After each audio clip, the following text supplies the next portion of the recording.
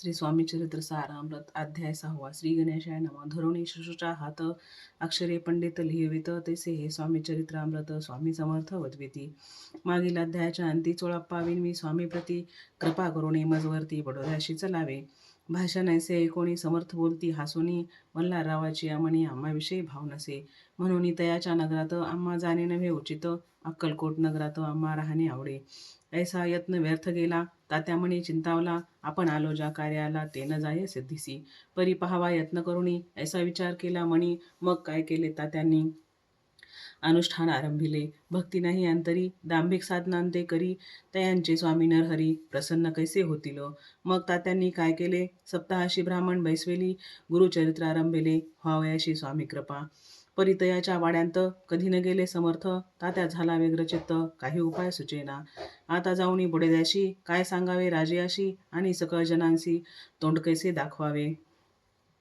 ऐसा उपाय करून न होती स्वामी प्रसन्न आता एक युक्ती योजून न्यावे पळवून येतीशी असो कोणी एके दिवशी साधूनी योग्य समयाशी मेन्यात घालूनी स्वामींशी तात्यासाहेब निघाले कडपगावचा मार्ग धरला अर्धमार्गी मेना आला आंतरसाक्षी समर्थाला गोष्ट विदित झाली मेन्यातूनही उतरले मागोती अक्कलकोटी आले ऐसे बहुत वेळा घडले हाही उपाय खुंटला मग पुढे राजवाड्यांत जाऊन या राहिले समर्थ तेव्हा उपाय खुंटत टेकिले हात तात्यांनी मग अपयशाते घेऊनी बडोदासी आले परतोनी समर्थ कृपा भक्ती वाचोनी अन्य उपाय न होय परी मल्हार नृपती